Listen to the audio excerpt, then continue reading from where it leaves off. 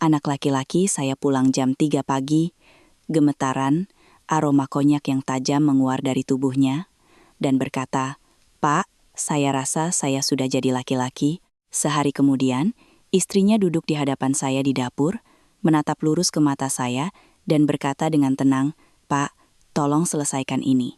Bapak sudah tua, sedangkan dia baru 34 tahun, masa depannya masih panjang." Dan saya berkata, "Baiklah, saya akan masuk penjara untuk kejahatan yang tidak saya lakukan." Saya menandatangani semua surat, menanggung dosa mabuknya di tangan saya, sama seperti dulu saya merawat luka di lututnya saat ia masih kecil. Saya divonis 4 tahun, tapi saya menjalani 1,5 tahun dan keluar dari penjara dalam keadaan yang berbeda dari yang mereka harapkan. Di usia saya, itu bukan hukuman, melainkan hukuman mati. Dan selama itu, saya hanya menunggu satu hal. Mereka datang setidaknya sekali, setidaknya satu kunjungan, setidaknya sepucuk surat 3 baris, tapi tidak sekalipun. Tidak sekalipun selama ini. Saya bisa saja membusuk di sana. Seorang lelaki tua pendiam di dekat jendela, memegang foto istrinya, menghitung hari seperti menghitung uang receh di telapak tangan. Itulah yang mereka harapkan. Mereka tidak tahu satu hal. Saya punya kebiasaan lama sejak masih menjadi sopir truk. Paspor saya selalu tersimpan di saku dalam jaket, dan malam itu, tersembunyi di balik sampulnya, ada sesuatu yang lain. Sesuatu yang tidak diketahui oleh penyidik, pengacara, maupun menantu perempuan saya yang tersenyum di dapur. Saya menunggu 1,5 tahun, lalu saya keluar dan pulang, bukan untuk memeluk anak saya, tetapi untuk mengembalikan kemudi kepada pria yang seharusnya berada di baliknya. Semuanya dimulai pada malam itu juga. Ketika bel pintu rumah saya berbunyi singkat dan penuh ketakutan. Televisi menyiarkan berita terbaru dengan volume keras, dan saya duduk di hadapannya, tidak mendengar sepatah kata pun. Di luar, hanya keheningan total, tepat setelah jam 2 pagi. Saya tidak melihat layar, melainkan foto istri saya yang tergantung di lemari. Foto itu sudah tergantung di sana selama 2 musim hujan, dan setiap malam kami diam bersama. Bel berbunyi singkat dan ragu-ragu, seolah orang yang menekannya takut pada jarinya sendiri. Saya bangkit tanpa menyalakan lampu dan berjalan ke lorong. Saya tidak repot-repot melihat melalui lubang intip. Tidak ada orang lain yang mengetuk pintu saya pada jam segitu. Baskara berdiri di depan pintu, kancing jaketnya terbuka, bajunya kusut, tubuhnya gemetar, udara berbau konyak dan sesuatu yang asam, seperti bau besi, dagunya bergetar, sama seperti saat kecil dulu ketika ia memecahkan kaca jendela tetangga. "Pak," katanya sambil menelan ludah. "Pak, saya rasa saya menabrak orang." Ada kalimat-kalimat yang berakhir bahkan sebelum diucapkan. Seseorang, dia mengangguk. "Di mana?" "Di jalan tol, di tikungan dekat SPBU." Saya terdiam sejenak. Seumur hidup saya habiskan untuk membantunya keluar dari masalah. "Berikan kuncinya," saya yang menyetir. Dia tidak membantah. Saya mengenakan jaket lama saya. Jaket dengan saku resleting di dalam yang biasa saya pakai saat masih menjadi sopir truk. Saya memasukkan paspor ke dalam saku resleting itu, sebuah kebiasaan dari zaman di mana Anda tidak bisa duduk di kabin truk tanpa paspor. Baskara terhuyung-huyung mengikuti saya menuruni tangga. Mobilnya berbau parfum dan asap rokoknya.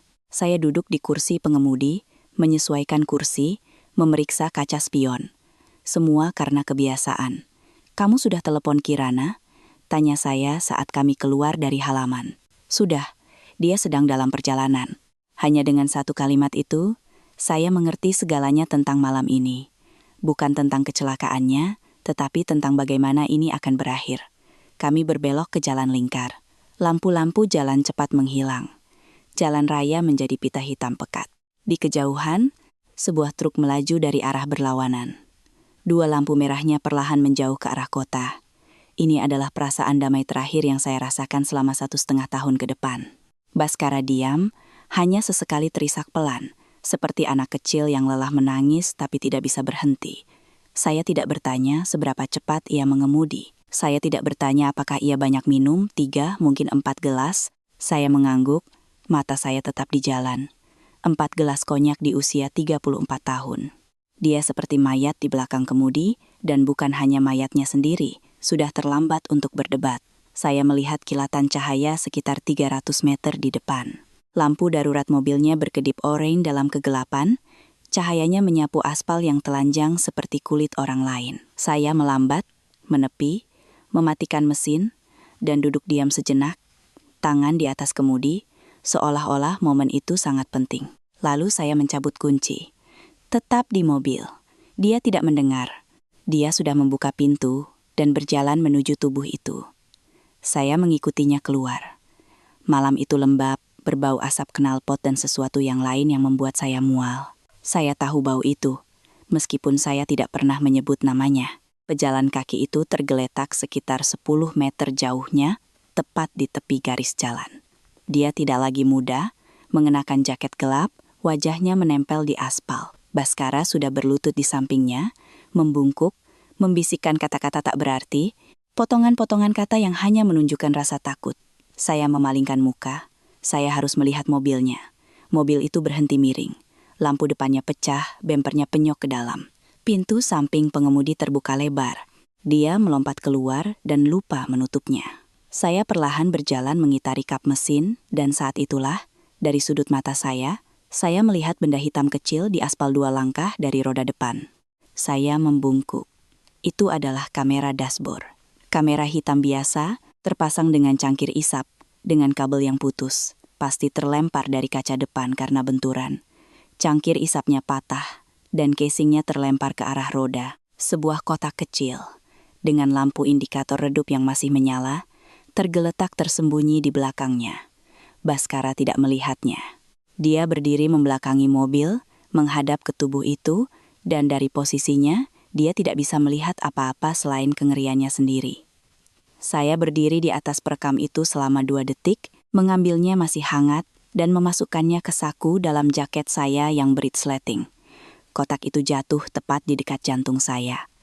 7 menit kemudian, Kirana tiba. SUV putihnya melesat dari tikungan seolah-olah dia menginjak gas penuh sepanjang jalan, dan dia melompat keluar, mengenakan mantel di atas gaun tidurnya tanpa riasan. Gerakan pertamanya bukan ke arah suaminya, melainkan ke arah saya. "Pak," katanya, suaranya lembut dan hangat seperti selimut yang menutupi orang sakit. "Pak, syukurlah Bapak di sini." Jari-jarinya dingin, cengkeramannya sangat kuat. Untuk pertama kalinya selama bertahun-tahun, saya menyadari betapa kuat jari-jarinya. "Pak, dengar, Bapak sudah tua, mereka akan memberikan hukuman percobaan. Baskara tidak akan tahan di penjara. Ada Dita, dia juga harus bekerja." Dia berhenti sejenak, seperti aktor yang hampir lupa dialognya. "Pak, kami akan menjemput Bapak dalam 6 bulan, paling lama 6 bulan, saya janji." Saya menatap wajahnya. Dia mengucapkan kata-kata yang tepat. Setiap kata. Hanya saja, buku pedoman ini tidak memiliki bab tentang kamera dashboard yang jatuh dari mobil. "Saya mengerti," kata saya. Itulah satu-satunya jawaban yang saya berikan padanya malam itu. Dia memeluk saya dengan cepat dan penuh kasih sayang lalu menghampiri Baskara. Anak laki-laki saya menyembunyikan wajahnya di bahunya. Dia mengelus bagian belakang lehernya dengan gerakan yang terlatih, dan saya tahu apa yang dia katakan padanya. Dia berkata, "Aku sudah membereskan semuanya." Saya berjalan ke mobil, duduk di belakang kemudi, dan meletakkan tangan saya di atasnya, tidak mencengkeramnya. Kamera dashboard ada di saku dalam saya, dan saya pikir saya bisa mendengarnya berdetak. Sebenarnya, jantung saya yang berdetak di sana, pelan, seperti jantung orang tua, tapi cukup keras untuk didengar di seluruh mobil. Polisi lalu lintas tiba sekitar 20 menit kemudian. Ketika 2 petugas berseragam keluar dari mobil patroli, saya perlahan melangkah maju, mengangkat kedua tangan setinggi dada dan menunjukkan telapak tangan kosong saya. "Selamat malam, saya pengemudinya." Sersan muda itu melirik saya, lalu ke Baskara, ke Kirana, lalu kembali ke saya. Wajahnya tampak lelah. "Anda yakin?" Kirana menambahkan dari belakang saya, matanya berkaca-kaca. "Bapak yang mengemudi. Ini ayah mertua saya. Beliau punya pengalaman 40 tahun. Beliau hanya lelah." Petugas kedua mengeluarkan alat tes alkohol. "Saya tidak minum," kata saya sebelumnya. Alat itu memastikannya. Malam itu, dalam darah saya hanya ada kelelahan yang berlangsung lebih dari 60 tahun. Kantor penyidik berbau kopi basi dan lantai berdebu. Penyidiknya masih muda, sekitar 30 tahun. Ceritakan bagaimana kejadiannya. Saya berbicara perlahan, terbata-bata, karena selama 40 tahun lebih terbiasa menggunakan radio truk daripada berbicara. Saya sedang dalam perjalanan pulang dari sebuah pesta bersama anak saya. Anak saya minum, jadi saya yang mengemudi. Saya mengantuk, lelah, dan tidak memperhatikan. Saya merasakan benturan di spakbor kanan, berhenti, dan menyadarinya. Kecepatan masih dalam batas wajar. Dia meletakkan pulpennya dan menatap lurus.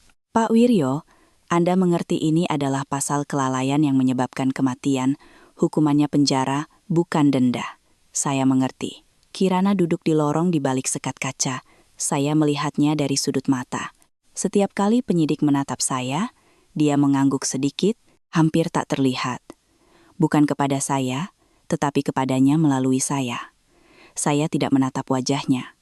Saya hanya menatap selembar struk yang kusut di lantai. Saya dibebaskan tanpa jaminan. Saya pulang pada malam hari. Dalam 24 jam terakhir, tidak ada dan segalanya berubah. Foto, teko, magnet kulkas, semuanya tetap di tempatnya. Hanya diri saya yang menjadi orang lain. Seseorang yang telah menanggung dosa orang lain dan meletakkan kotak hitam kecil berisi kebenaran orang lain di samping jantungnya. Saya melepas jaket saya dan membawanya ke dapur. Di rak di atas kompor, ada sebuah kaleng teh persegi dengan gambar bunga yang sudah pudar. Istri saya membawanya pulang sekitar 10 tahun yang lalu, dan sejak itu saya tidak pernah memasukkan apapun ke dalamnya. Saya merasa jika saya menyimpannya, saya juga akan menyimpan kenangannya. Saya membuka tutup kaleng itu. Di dalamnya hanya ada sendok dan bau teh kering yang sudah lama. Saya mengeluarkan kamera dashboard dari saku dalam. Suhunya sudah mendingin, sama dengan suhu telapak tangan saya. Saya telah berkecimpung dengan mobil seumur hidup, tapi ini pertama kalinya saya tahu cara menggunakan kotak seperti ini.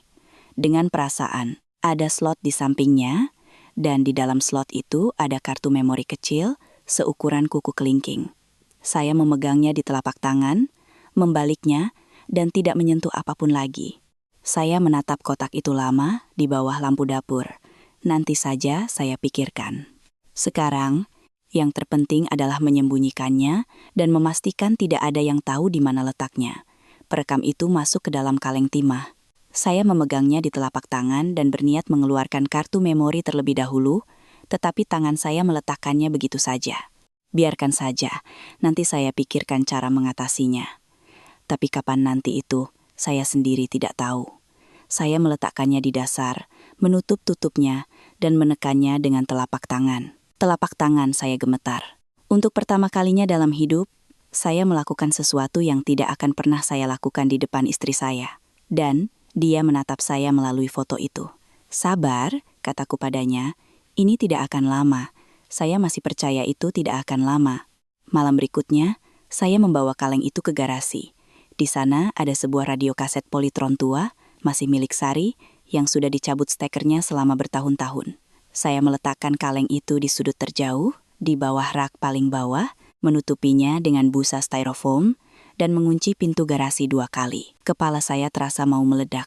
Perekam di dalam kaleng di dalam lemari es di dalam garasi, kunci ada pada Bu Endang. Saya menemukan Bu Endang di ruang akuntansi, sedang sibuk memeriksa laporan, kacamatanya melorot di ujung hidung, secangkir teh dingin di tangannya. Usianya sudah lebih dari 50 tahun, dan matanya sangat tenang. Ketenangan yang biasa Anda temukan pada orang-orang yang telah belajar untuk tidak bertanya hal yang tidak perlu. Bu Endang, tolong simpan ini untuk saya. Dia mengangkat kepalanya dan meletakkan pulpennya. Ada apa, Pak Wiryo? Anak saya dalam masalah. Saya meletakkan kunci garasi di mejanya. Sebuah kunci sederhana, tanpa gantungan, hanya sebuah cincin. Dia melihat kunci itu, lalu menatap saya. Berapa lama? Tergantung situasinya. Jika terjadi sesuatu pada saya, jangan berikan kepada siapapun, bahkan kepada anak atau menantu saya. Ini untuk urusan pekerjaan. Dia tidak repot-repot bertanya pekerjaan apa. Dia diam-diam menarik laci, memasukkan kunci itu, menguncinya dengan gembok kecil, lalu memasukkan kunci gembok itu ke saku kardigannya. Baru setelah itu dia melepas kacamatanya. Wiryo, kamu tidak terlihat seperti dirimu sendiri. Setidaknya duduklah dulu. Saya tidak duduk. Jika saya duduk, mungkin saya akan bicara. Tetapi saat itu, saya tidak bisa. Kirana mengunjungi saya minggu depannya, dan dia tidak datang sendirian. Bersamanya ada seorang pria berusia sekitar 50 tahun, mengenakan setelan bagus, membawa tas kulit di bawah lengannya, dan ekspresinya adalah tipe orang yang sudah lama belajar untuk tidak merasa canggung di apartemen manapun. Dia memperkenalkannya dengan singkat. Pak Hartono, pengacara keluarga, akan membantu saya dengan urusan surat-surat. Dia menjabat tangan saya sekilas dan membawa saya ke dapur, seolah-olah dia pernah ke sini sebelumnya. Pak Wiryo, mulainya, sambil membentangkan kertas-kertas di atas meja saya yang beralas taplak. Situasinya begini, selama penyelidikan dan persidangan berlangsung, kita perlu mengambil tindakan pencegahan. Apartemen ini terdaftar atas nama Anda. Jika tindakan sementara diambil, apartemen bisa disita. Oleh karena itu, kami mengusulkan untuk membuat surat kuasa umum sementara atas nama Kirana, murni sementara, selama persidangan. Dia berbicara dengan nada datar, tanpa paksaan, seolah-olah sedang membaca dari selembar kertas.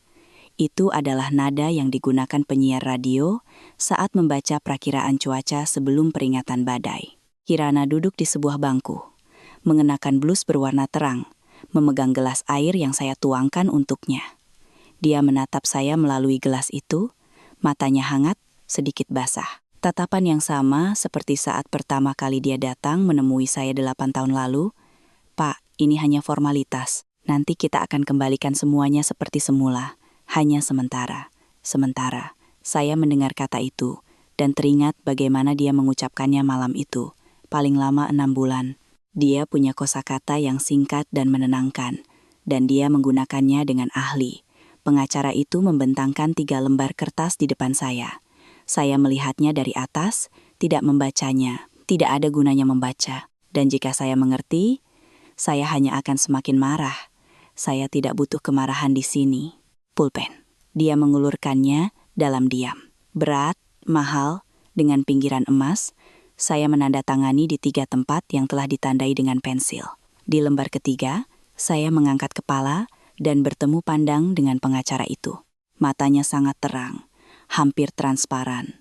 Dia tidak terlihat seperti orang yang sedang melihat orang lain, melainkan seperti kasir yang melihat pelanggan. Saya ingat tatapan itu. Dia mengumpulkan kertas-kertas itu ke dalam map dengan sangat rapi. Mari, Pak. Terdengar seperti, sampai jumpa di pengadilan. Mereka pergi. Saya mencuci 3 gelas yang tidak terpakai dan duduk di bangku tua itu. Saya menatap foto itu melalui pintu yang terbuka untuk waktu yang lama. Tidak apa-apa, kataku padanya. Akan kuperbaiki sendiri. Di bengkel, saya tetap bekerja seperti biasa, berpatroli, minum teh dari termos. Secara lahiriah, tidak ada yang berubah. Dulu saya juga pendiam, tetapi Bu Endang tahu. Pada kunjungan ketiganya, dia berhenti di dekat pos jaga dan bersandar di kusen pintu. Wiryo, kamu akan menggertakkan gigi sampai patah. Tidak pernah ada yang biasa-biasa saja denganmu. Kamu entah sedang dalam kondisi buruk atau dalam masalah serius. Saat ini, kamu dalam masalah serius. Saya menatapnya dan menjawab singkat, anak saya dalam masalah. Saya akan membantunya keluar. Dia berhenti, mengangguk sekali dengan caranya sendiri, seperti seorang akuntan, tanpa bertanya. Anggukan itu berarti dia mengerti, tidak akan bertanya lagi, dan akan berada di sisimu selama diperlukan. Itu adalah satu-satunya isyarat sepanjang minggu yang membuat saya merasa sedikit lega. Jika ada apa-apa, katanya dari ambang pintu, saya selalu di sini. Lalu dia pergi.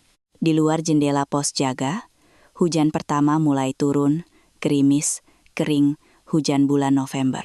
Sepertinya di suatu tempat di tengah hujan itu, di balik rumah-rumah, di balik jalan raya, musim hujan saya sendiri telah mendekat. Saya melewati malam sebelum persidangan sendirian. Saya duduk di dapur, satu-satunya sumber cahaya dari kulkas adalah lampu meja. Sebuah cangkir kosong dan paspor saya tergeletak di atas meja.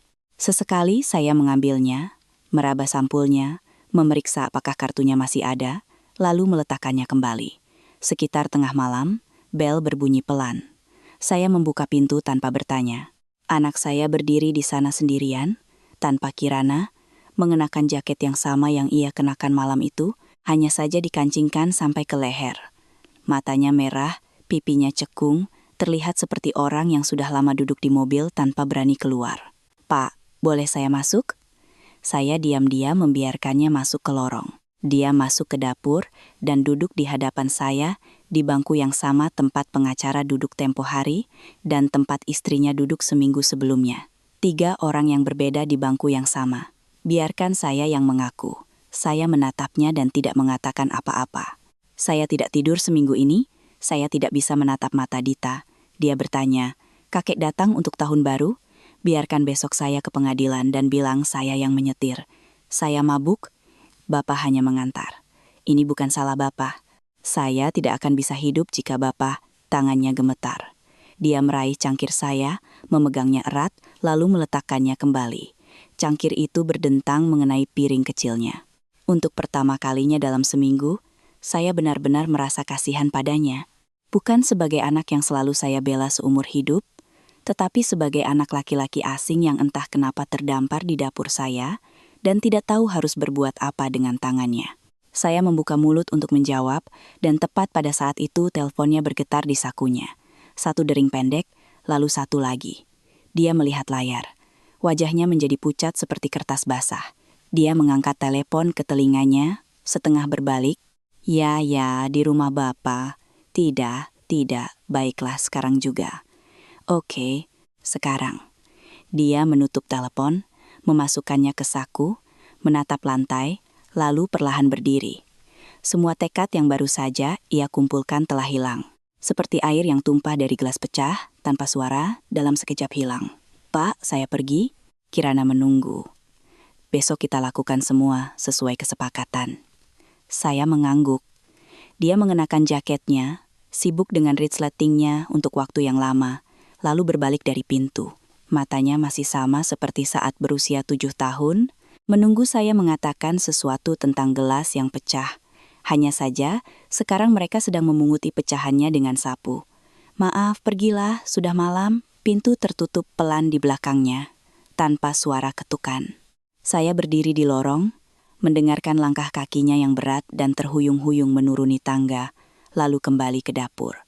Cangkir itu berdiri di atas meja, paspor tergeletak di dekatnya. Saya mengambilnya, mengangkat sudut sampulnya dengan kuku, dan meraba bagian dalam sampul dengan ujung jari.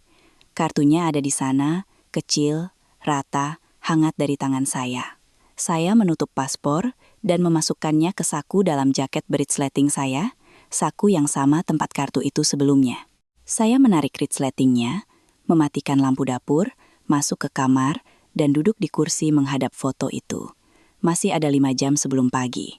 Saya duduk di sana dan menatapnya, tidak mengatakan apa-apa, hanya menatap dengan ekspresi tenang yang selalu ia tunjukkan saat menungguku pulang dari perjalanan jauh. Dan di kepala saya terus terngiang satu hal, kartu di paspor di jaket, dan jaket di badan. Besok adalah persidangan.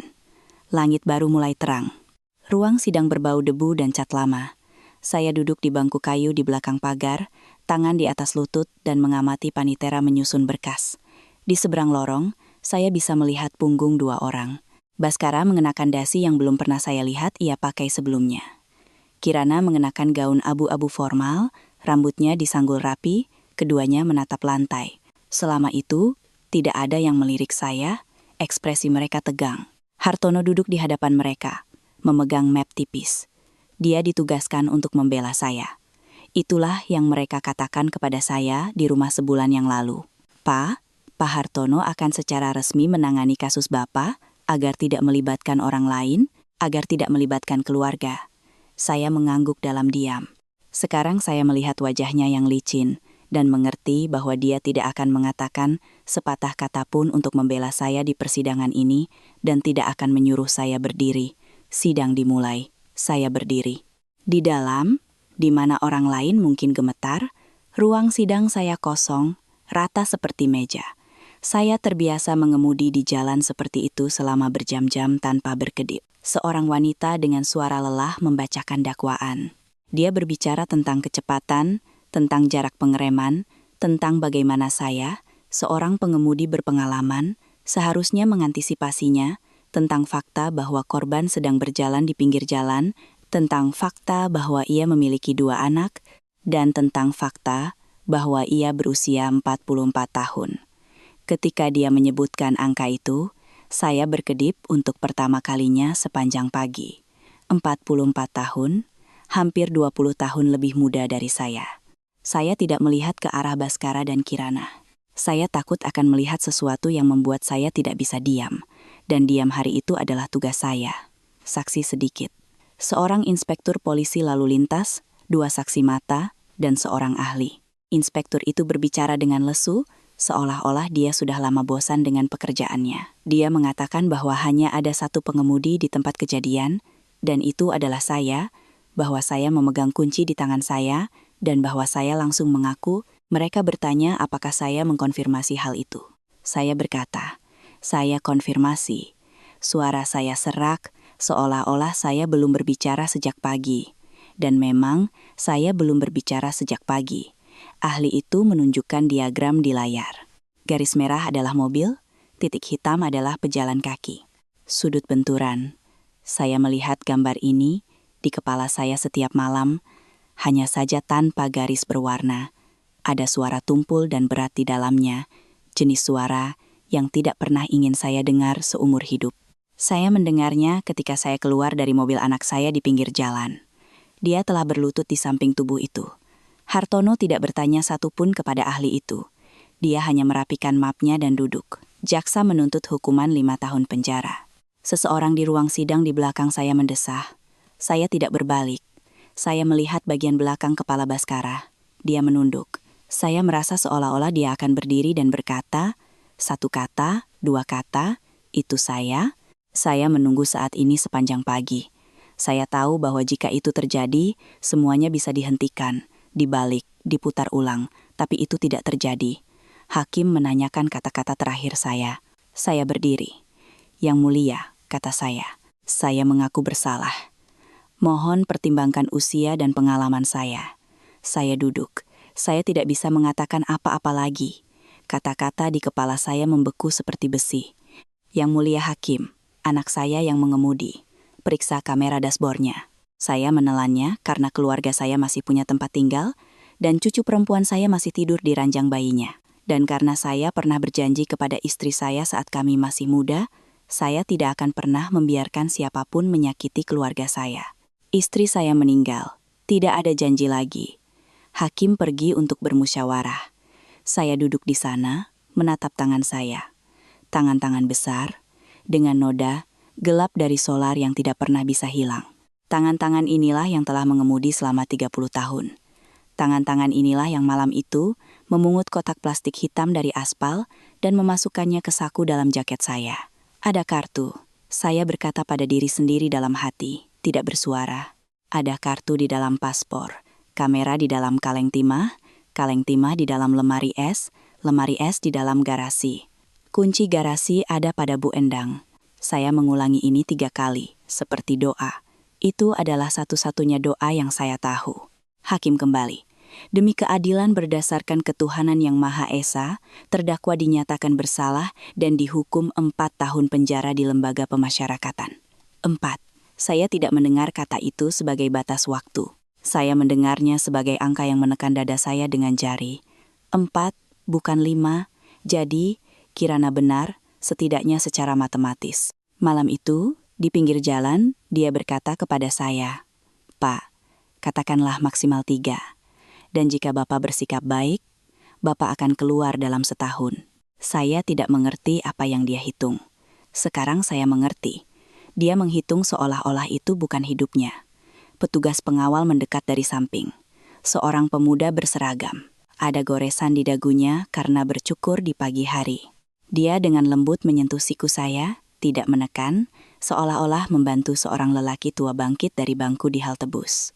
Saya berdiri, berbalik, dan pada saat itu melakukan apa yang saya coba untuk tidak lakukan selama seluruh proses. Saya melirik ke seberang ruangan. Kirana sudah menatap ponselnya, menggeser jarinya ke bawah. Wajahnya tenang, sedikit kesal, seperti orang yang terburu-buru ke salon. Dia tidak mengangkat kepalanya saat mereka membawa saya pergi. Baskara mengangkat kepalanya sejenak. Bibirnya mengucapkan satu kata, tetapi tidak ada suara yang keluar. Dia dengan cepat memalingkan muka, menyembunyikan wajahnya di dasinya, seolah-olah apa yang harus ia lakukan selanjutnya tertulis di dasi itu. Saya hanya sempat melihat dagunya bergetar, sama seperti dagu saya saat masih muda. Setiap kali saya mendekati ibunya tanpa tahu harus berkata apa. Saya dibawa melalui pintu samping, sebuah koridor, sebuah tangga, lalu pintu lain. Bau pemutih langsung menusuk hidung saya. Komandan penjaga mengulurkan tangannya. Keluarkan semua isi saku.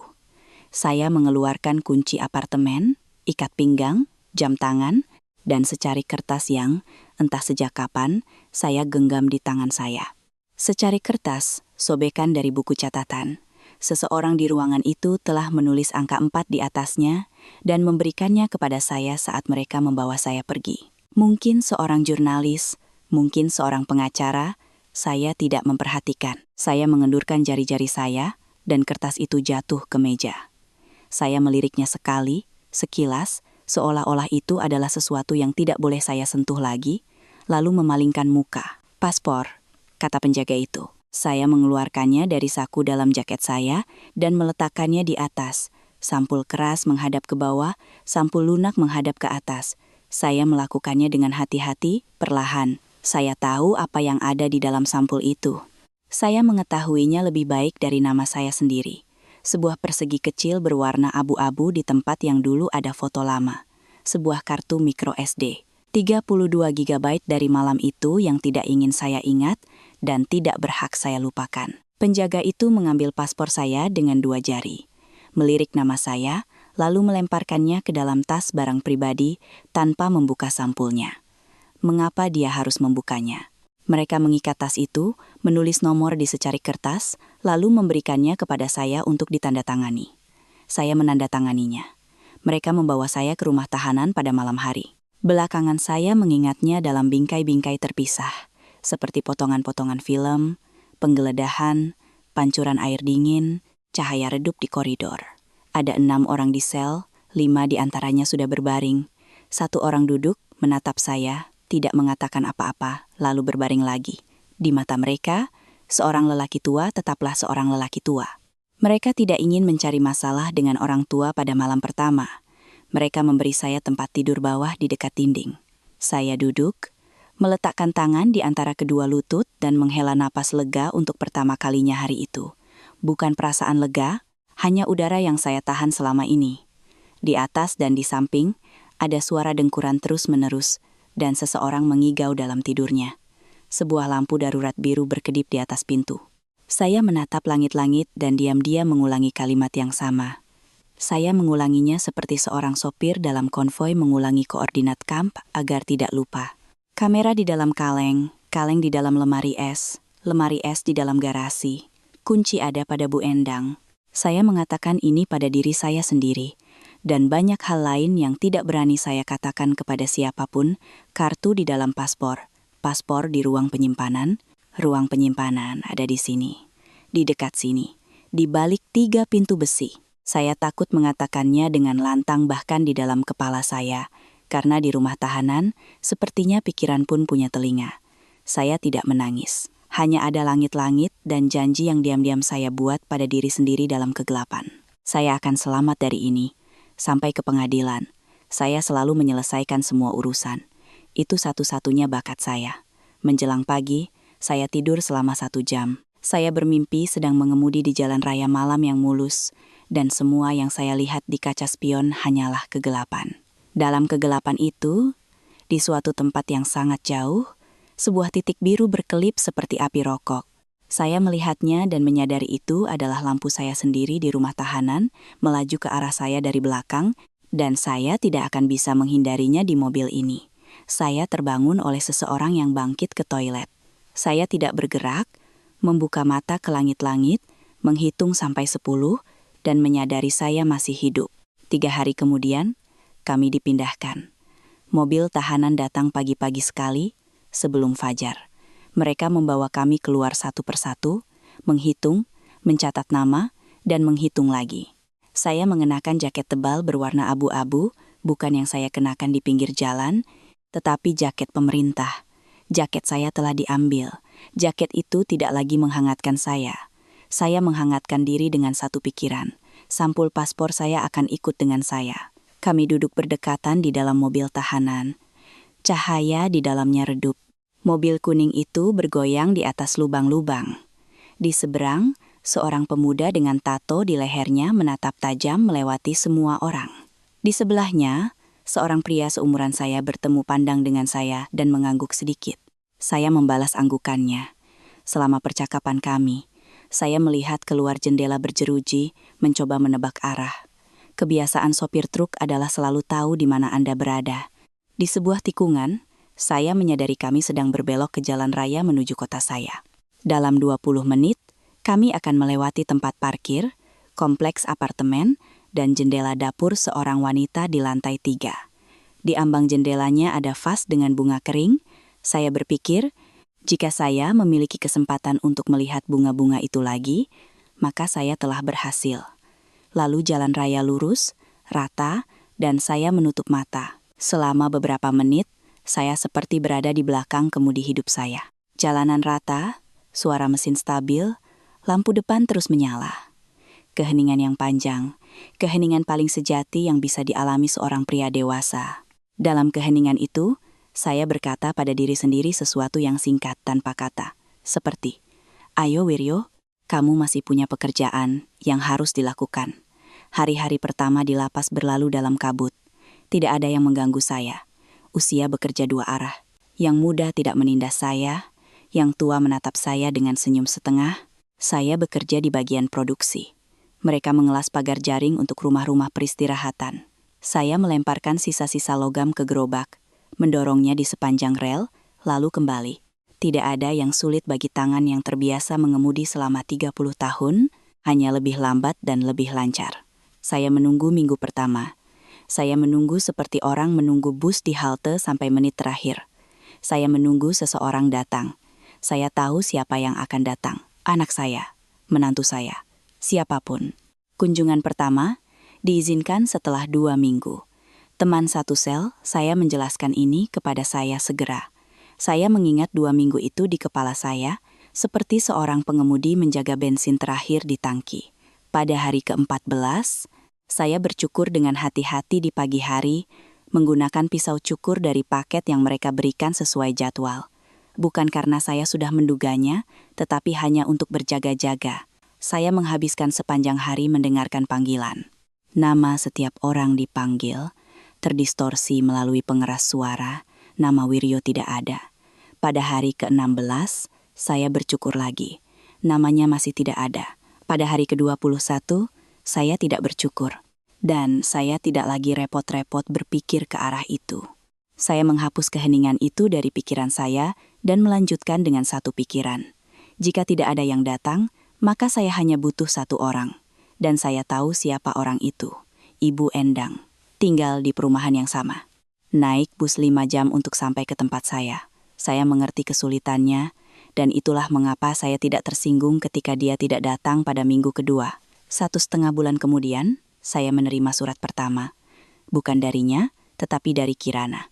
Amplop putih, tebal, dengan tulisan tangan rapi yang telah saya lihat ribuan kali di kartu ulang tahun. Untuk Pak Wiryo tersayang.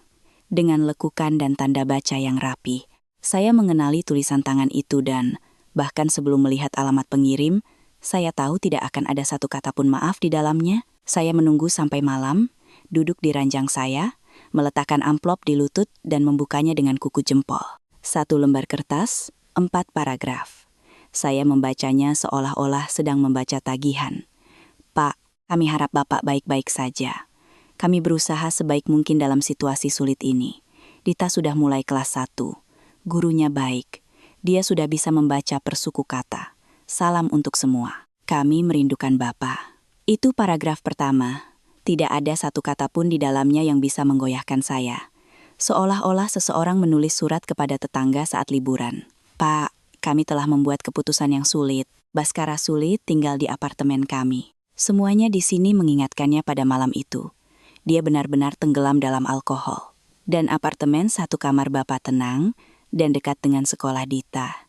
Dan dia sangat suka dapur Bapak. Bapak ingat? Kami akan pindah sementara ke sana selama Bapak pergi. Kami bertiga akan tinggal di sana dan menjaga rumah.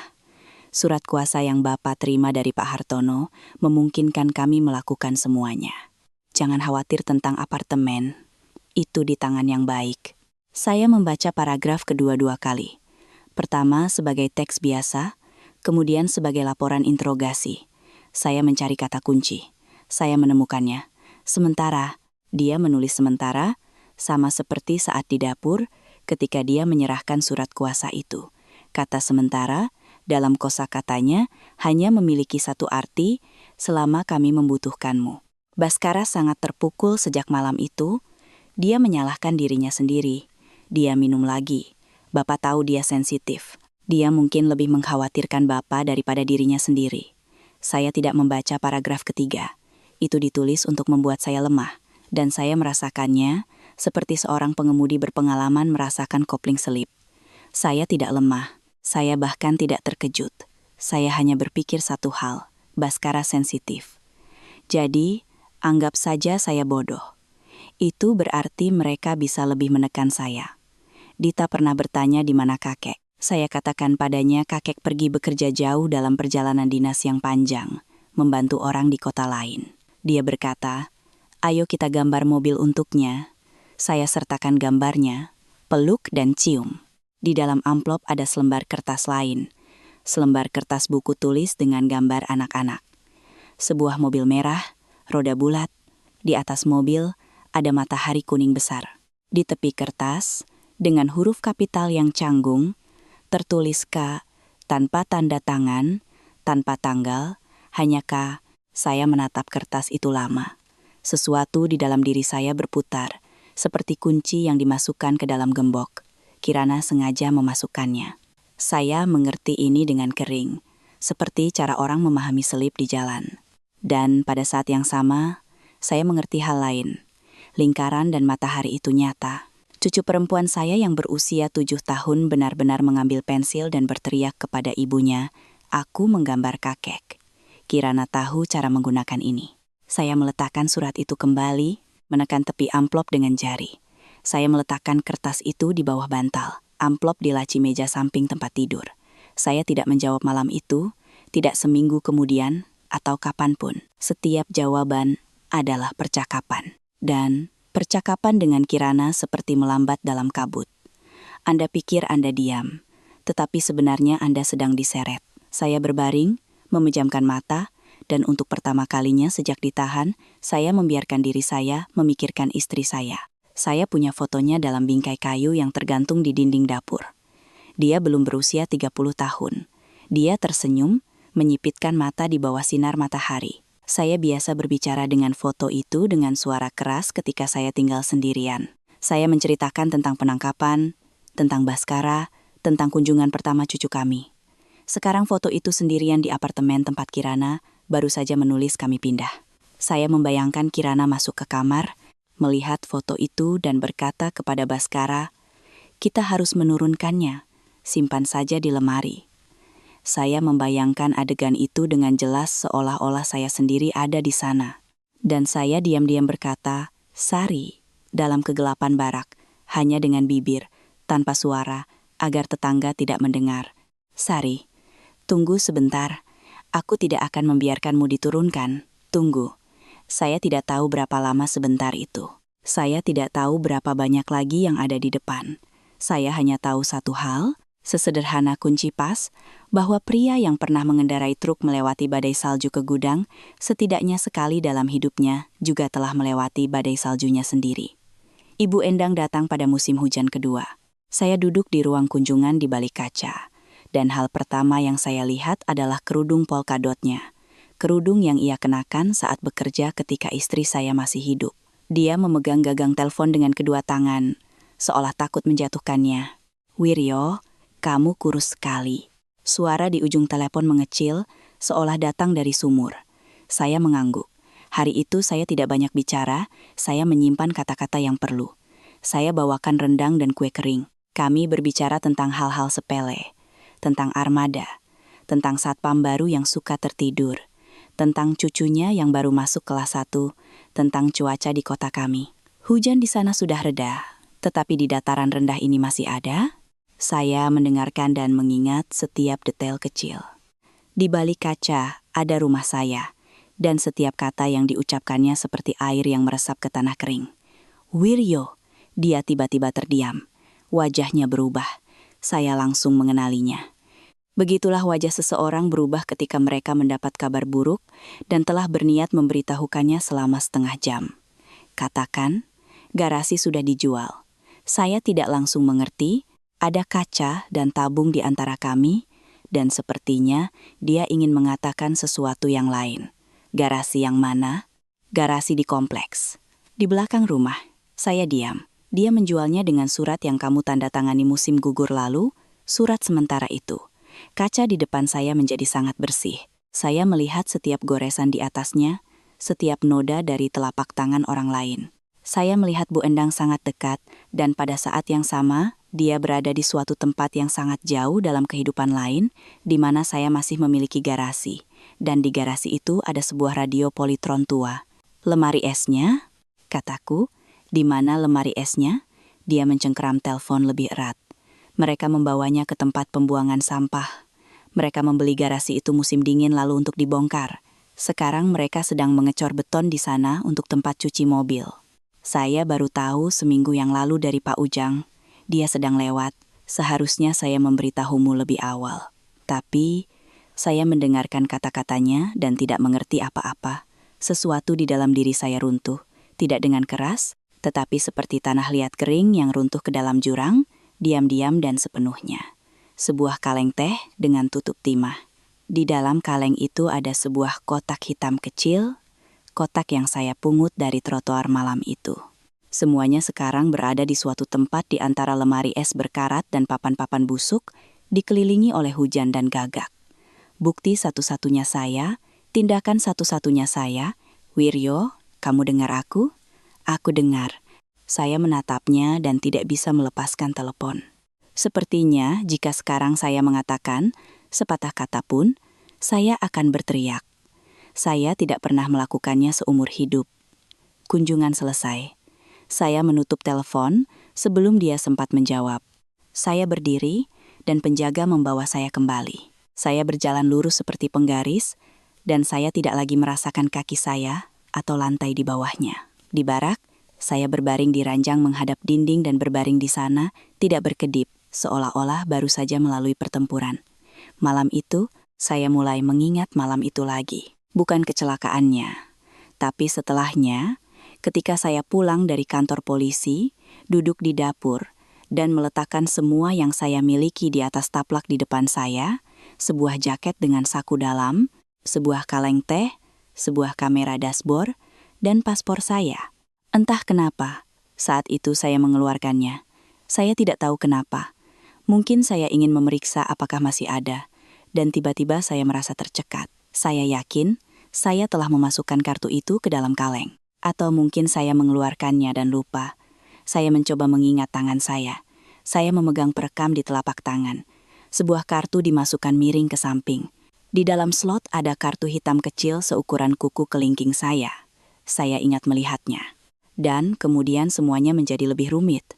Entah saya memasukkan semuanya ke dalam kaleng, atau saya mengambil kartu itu dengan ujung jari, mengeluarkannya, dan menyembunyikannya di suatu tempat. Di mana seorang pria yang menghabiskan seumur hidupnya menyimpan barang-barang penting di tempat-tempat yang tidak terduga bisa menyembunyikannya, mereka tidak akan menggeledah saku atau tempat persembunyian uang saya, itu tempat pertama yang akan mereka cari. Dan itu ada di sana, tempat saya menyimpan semuanya untuk berjaga-jaga. Di sampul lunak paspor, di antara halaman registrasi dan sampul belakang, saya duduk tegak di ranjang.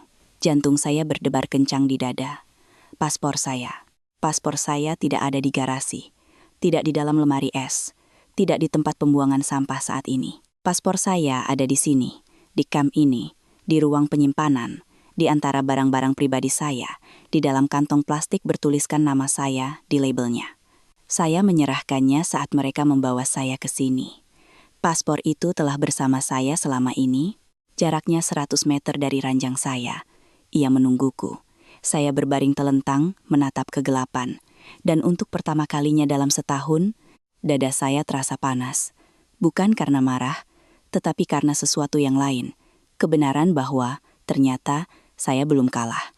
Keesokan paginya, saya mendatangi kepala gudang dan meminta formulir. Formulir untuk mengambil barang-barang pribadi dari loker. Saya menulisnya dengan hati-hati, dengan huruf kapital. Alasan, perlu verifikasi paspor atas permintaan pengacara. Saya tahu alasan ini tidak akan menimbulkan pertanyaan. Mereka membawa saya ke ruang penyimpanan setelah makan siang. Petugasnya masih muda, bosan, dengan tato di lehernya. Dia memeriksa nama saya di daftar, mengambil sebuah paket dari rak dan melemparkannya ke atas meja. Wiryo, tanda tangan, saya menandatanganinya. Jari-jari saya tetap tenang. Tas itu berwarna abu-abu dan berdebu. Di atasnya ada jaket lama saya dengan saku dalam, di bawahnya ikat pinggang, jam tangan dengan tali yang sudah kusam, seikat kunci, dompet, dan paspor saya. Warnanya merah, usang di sudut-sudutnya, dengan foto saya 15 tahun yang lalu. Cepat, kata petugas itu. Saya sedang istirahat makan siang. Saya membuka paspor seolah-olah sedang memeriksa tanggal lahir. Saya tahu halaman mana yang harus saya lihat. Saya membalik ke sampul belakang, menggesekkan ibu jari saya di sepanjang lipatan sampul, dan merasakan sebuah persegi panjang kecil yang keras di bawah jari saya. Itu di sana. Tidak hilang selama berbulan-bulan yang panjang ini. Saya menutup paspor, memasukkannya ke dalam tas, dan menandatangani untuk kedua kalinya. Petugas itu menguap dan mengangguk ke arah pintu keluar. Saya melangkah keluar ke halaman dan berdiri sejenak, menengadah ke langit. Langitnya abu-abu, berangin, dan jelek. Tapi bagi saya, itu adalah langit terindah yang pernah saya lihat. Seminggu kemudian, Ibu Endang kembali. Saya hanya mengatakan satu kalimat padanya, ada di dalam paspor. Selama ini ada di dalam paspor. Cari pengacara di kota provinsi, bukan pengacara kita, tapi pengacara dari luar, dan berikan langsung padanya. Ibu Endang tidak bertanya apa yang ada di dalam paspor. Dia hanya mengangguk dan menyembunyikan tinjunya di bawah meja. Wanita dari armada dengan kalkulator dan kerudung polkadotnya. Satu-satunya orang yang saya miliki di dunia ini. Nama pengacaranya adalah Adnan. Pak Adnan. Dari ibu kota provinsi, 40 tahun, rambut cepak dan kebiasaan mengklik tutup pulpennya. Saya belum pernah bertemu dengannya secara langsung. Saya hanya tahu tentangnya dari cerita Ibu Endang dan dari surat yang ia kirimkan kepada saya 2 bulan setelah kunjungannya. Pak Wiryo, saya sudah memegang kartunya, datanya bisa dibaca. Saya sedang mengerjakannya. Itu saja, 4 baris, saya memegangnya di tangan, dan tangan saya tidak gemetar. Data bisa dibaca, berarti rekamannya hidup, berarti wajah ada, berarti jalan ada, dan tikungan tempat hidup saya terbelah 2. Sia sincipat. Saya melipat kertas itu menjadi 4 dan menyembunyikannya di bawah kasur. Setelah itu, saya menulis kepada Baskara 1 kalimat di setengah lembar kertas buku tulis. Saya duduk dengan kertas itu di barak selama 2 malam, memilih setiap kata, dan pada akhirnya, saya memilih yang paling sederhana. Aku tahu di mana kakimu berada malam itu, dan aku tahu di mana seharusnya tidak berada.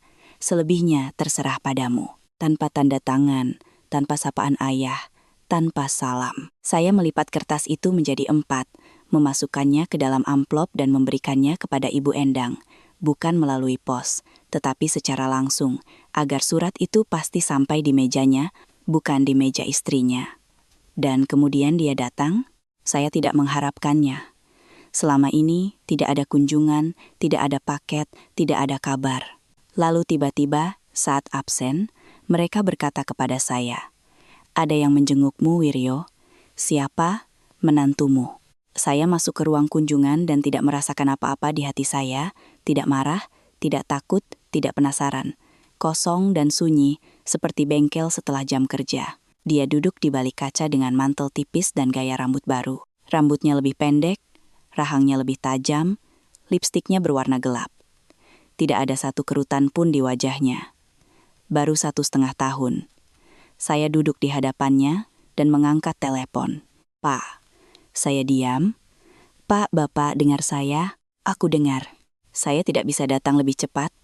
Dita masih kecil, saya harus bekerja.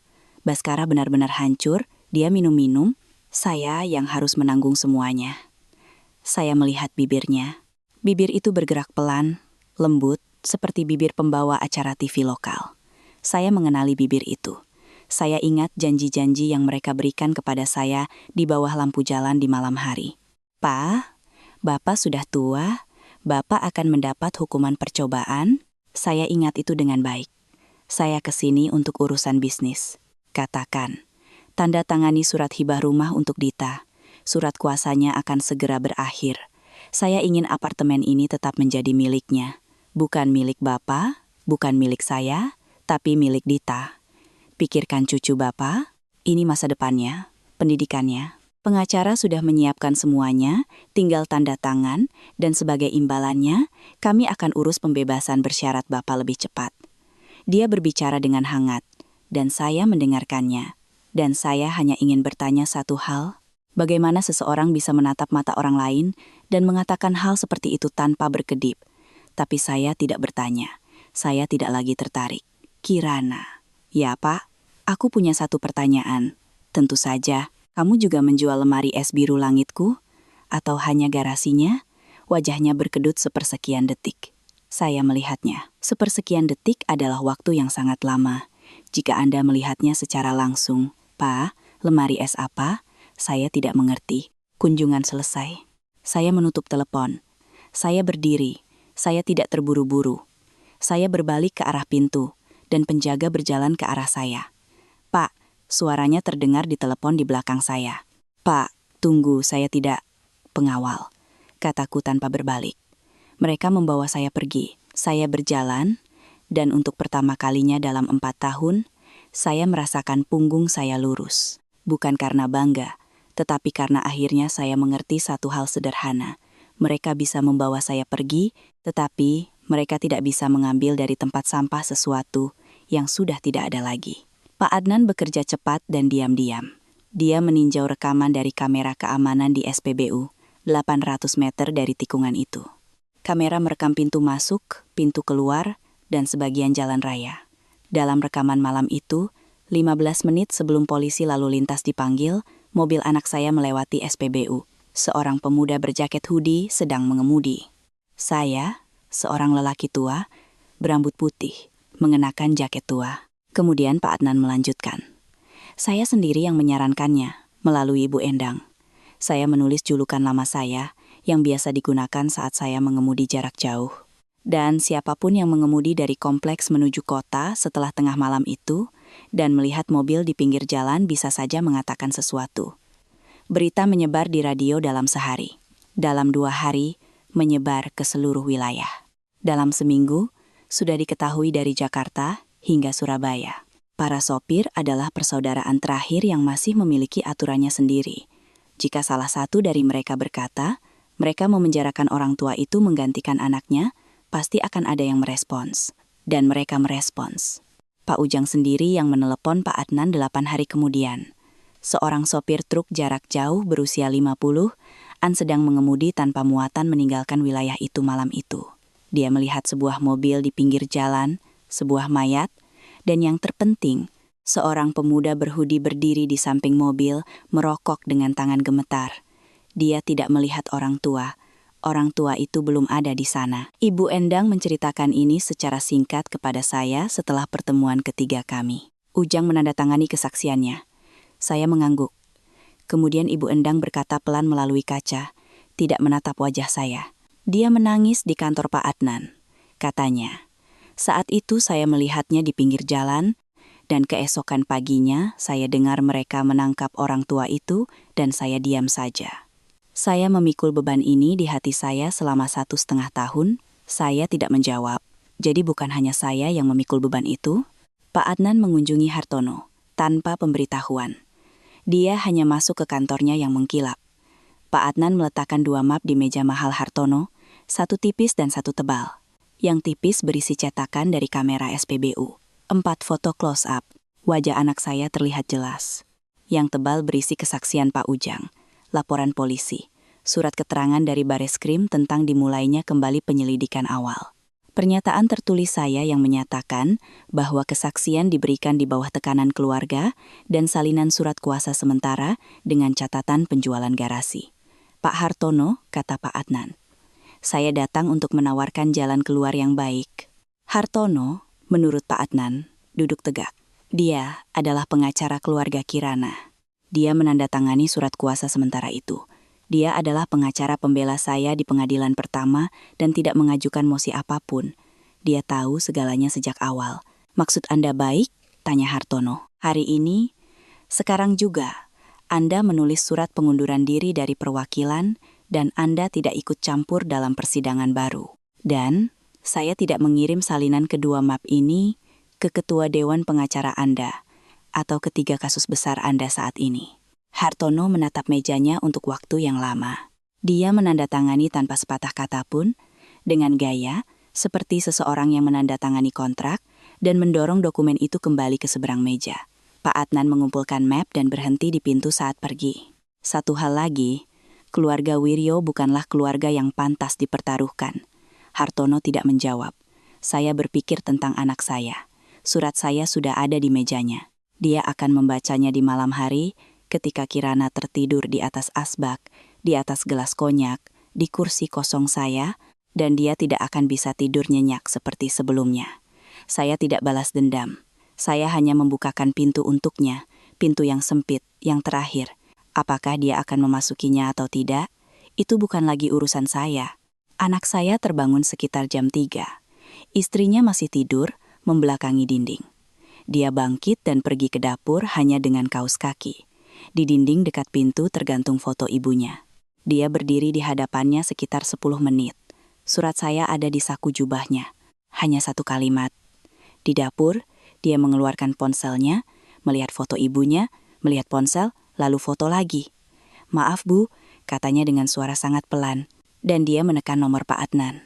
Pak Adnan mendengarkan dalam diam, hanya bertanya, jam berapa? Kantor saya buka jam 10 besok, kata Pak Adnan. Saya akan datang, jawab anak saya. Dan dia datang. Saya melihatnya keesokan harinya di koridor kantor penyidik, kemejanya kusut, matanya menatap lantai. Sidang baru akan berlangsung 1,5 bulan lagi. Saya masuk ke ruang sidang bukan melalui pintu samping seperti sebelumnya, tetapi melalui pintu utama, dari sisi publik, tanpa pengawal. Rasanya seolah-olah saya telah memikul ransel berat orang lain di pundak saya selama 1,5 tahun. Dan tiba-tiba ransel itu dilepaskan. Saya berjalan dengan ringan, tidak tahu harus berbuat apa dengan tangan saya. Saya duduk di bangku korban, bukan di dalam kurungan, tetapi di kursi biasa. Hakimnya baru, lebih muda, dengan postur tegap dan tatapan tajam. Jaksa membacakan dakwaan baru. Kesaksian palsu, sumpah palsu, penipuan dengan surat kuasa sementara, keterlibatan. Di seberang saya, di dalam kurungan yang sama, sekarang duduk orang lain. Menantu saya mengenakan mantel tipis, wajahnya pucat dan tanpa riasan. Anak saya, brewokan, berdiri di sampingnya, masih mengenakan kemeja yang sama yang ia kenakan di koridor.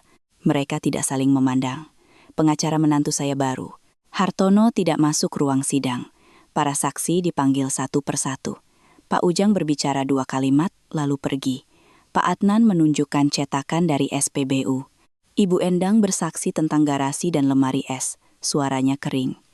Saya yang terakhir dipanggil. Saya berdiri dan berjalan ke podium.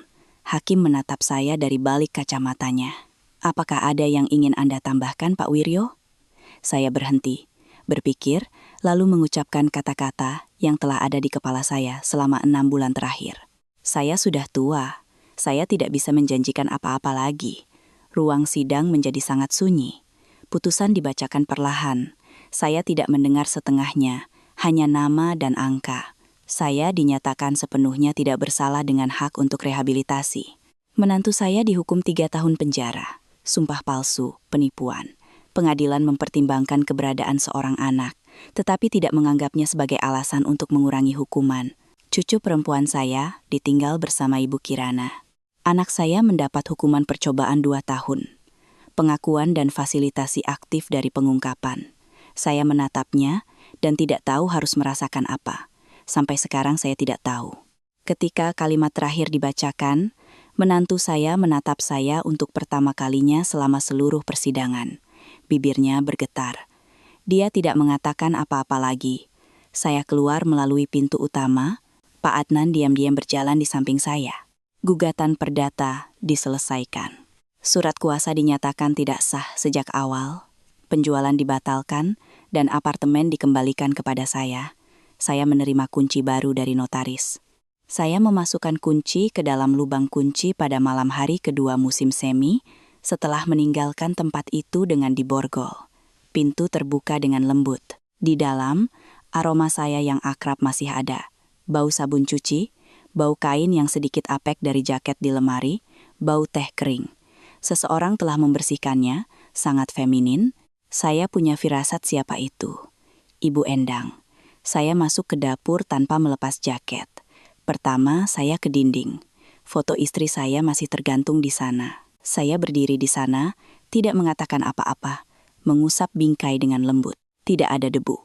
Sebuah kotak hitam tergeletak di ambang jendela. Casing kamera dashboard. Masih yang sama, dirakit kembali dengan satu sisi tergores dan satu sudut retak. Sebuah kartu micro SD tergeletak di dekatnya. Pak Adnan membeli sisa-sisa kaleng dari seorang pekerja di tempat barang rongsokan. Kaleng itu masih di dalam, retak tapi masih bisa dikenali. Dia merakitnya kembali dan sengaja meninggalkannya di sana. Saya tidak menyentuhnya. Biarkan saja di sana. Satu-satunya benda di apartemen saya yang memiliki sejarah lengkap. Di bawah roda, di saku, di kaleng, di lemari es, di tempat barang rongsokan. Lalu saya merebus air untuk teh. Di atas meja masih ada kaleng teh itu. Yang sama yang secara tidak sengaja diambil Ibu Endang dari garasi sebelum mereka datang untuk membersihkan lemari es. Sudah tua, satu sisinya hangus dan ada goresan, lebih tua dari anak saya. Saya membuka tutupnya. Di dalamnya ada teh segar dengan aroma bergamot yang samar. Ibu Endang tahu persis bagaimana saya menyukai teh saya. Ketika teh sudah cukup sedap, saya menuangkan secangkir penuh, hampir hitam, tanpa gula. Saya duduk di dekat jendela. Di luar, senja perlahan turun. Di halaman, tetangga berdebat tentang mobil yang menghalangi jalan masuk. Malam yang biasa di rumah biasa.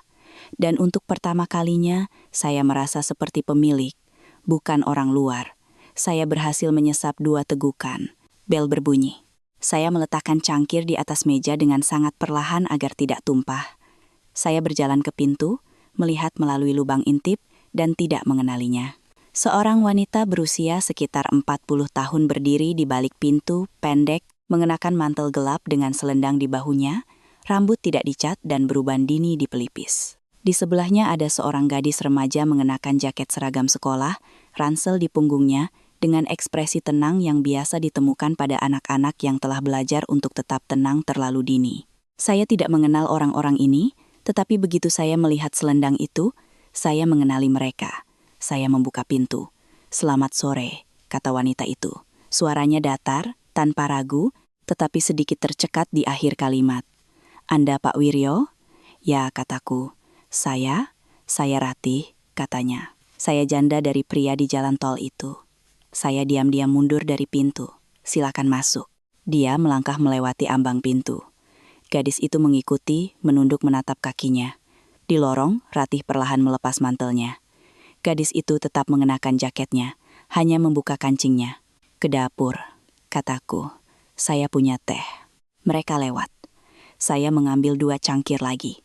Saya membelinya untuk istri saya pada ulang tahun pernikahan kami, tetapi dia hampir tidak pernah menggunakannya. Saya menuangkan teh. Ratih dengan hati-hati duduk di tepi bangku.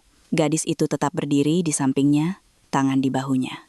Isyarat itu begitu dewasa sehingga membuat tenggorokan saya tercekat. Saya datang untuk menatap mata pria yang duduk di tempat orang yang melakukan ini. Saya mengangguk, tidak bisa berkata-kata, dan hanya duduk di hadapannya di bawah foto istri saya. Pengacara memberi saya surat-suratnya. "Saya tahu segalanya," katanya. "Saya tidak datang untuk bertengkar. Saya tidak punya siapa-siapa untuk diajak bertengkar. Saya tidak akan pernah bisa mendapatkan suami saya kembali. 1,5 tahun untuk suami saya," kata Ratih, seolah-olah merasakan rasa dari kalimat itu. "Itu tidak akan mengembalikan apapun, tetapi itu berarti bagi saya." Teh di atas meja sudah dingin, tidak ada yang menyentuhnya. Uang kompensasi untuk waktu yang Anda habiskan di sana. Apakah itu benar? Benar. Saya tidak meminta pengampunan, katanya, mengangkat matanya yang kering berwarna abu-abu kehijauan. Saya punya seorang putri berusia 13 tahun dan seorang putra kecil. Saya bekerja 2 pekerjaan dan terlilit hutang. Saya mohon Anda untuk mempertimbangkan jika ada kesempatan, dan hanya jika ada kesempatan, bukan untuk saya, tetapi untuk anak-anak saya. Gadis itu menatap lurus ke mata saya, tidak memohon, tidak jahat, hanya menatap. Dan kemudian, untuk pertama kalinya dalam 1,5 tahun, hati saya terasa sesak hingga saya sulit bernapas. Saya berdiri dan pergi ke lemari di atas kulkas. Di sana, di balik tumpukan kwitansi, ada sebuah amplop, sebagian dari uang bantuan rehabilitasi. Saya bahkan belum sempat memasukkannya ke bank.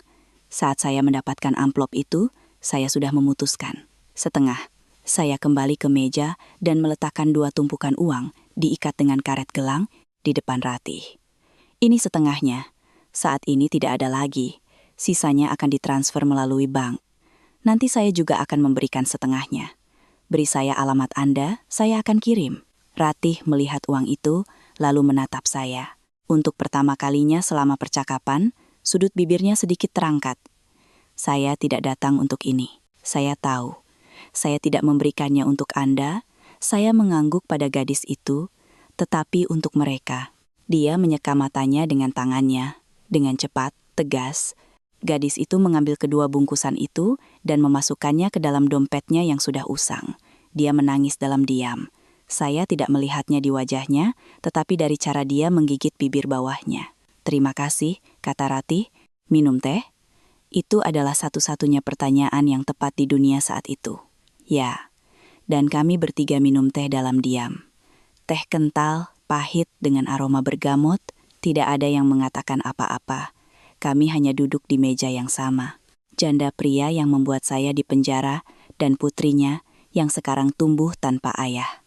Ketika cangkir sudah kosong, Ratih berdiri dan merapikan selendangnya. Di lorong, saat sudah berpakaian, dia berbalik. Istri Anda cantik? Sangat cantik. Saya ingin suami saya. Jika dia bisa mendengar saya, tahu bahwa saya datang ke sini hari ini. Dia bisa mendengar, jawab saya. Bukan karena saya percaya, tetapi karena itu perlu dikatakan saat itu. Mereka pergi. Saya berdiri dengan dahi menempel di pintu, lalu kembali ke dapur dan meletakkan 3 cangkir di wastafel. Saya akan mencucinya besok pagi. Saya mengeluarkan tas ransel tua, yang biasa saya gunakan saat masih muda, dengan resleting kuningan yang selalu macet. Saya berkemas dengan sangat cepat 2 set pakaian dalam, sweater hangat, pisau cukur, dokumen di tempat paspor tempat saya dulu menyimpan kartu micro SD, sweater yang ia rajut untuk saya, dan foto dari dinding. Saya berdiri di depannya sejenak, lalu dengan hati-hati menurunkannya dan membungkusnya dengan sweater. Dinding itu sekarang kosong, dengan persegi panjang terang di kedua sisinya. Saya tidak membawa kamera dashboard, itu ada di ambang jendela. Tugasnya sudah selesai. Kakak perempuan saya tinggal 3,5 jam perjalanan di jalan tol. Di sebuah kota kecil tempat dia bekerja di perpustakaan, dan dia tinggal sendirian dengan kucingnya. Saya tidak memberitahunya.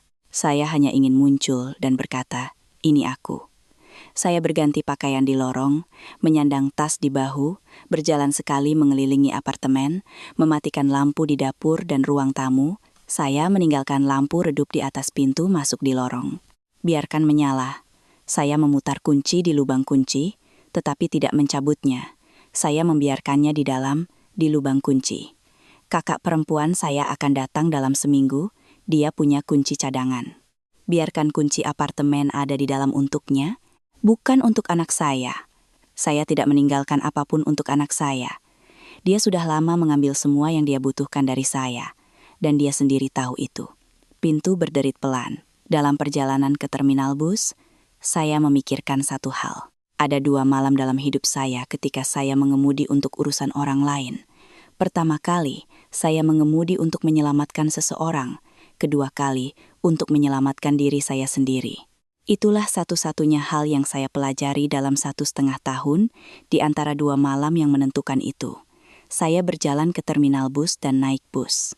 Sopirnya, seorang pemuda seumuran anak saya, memeriksa tiket saya dan mengangguk menunjuk tempat duduk di dekat jendela. Rumah-rumah kosong, lampu lalu lintas, dan sesekali beberapa rambu lalu lintas melintas di jendela. Pikiran itu sederhana. Aku yang memegang kemudi, jawab orang di belakang kemudi. Bukan usia, bukan cinta, bukan juga kita adalah keluarga. Saya menutup mata. Untuk pertama kalinya dalam waktu yang lama, saya tertidur tanpa rasa takut pada orang-orang di sekitar saya. Bus bergetar pelan, lampu jalan terakhir kota saya berkelip di luar jendela, dan saya sedang dalam perjalanan ke rumah kakak saya.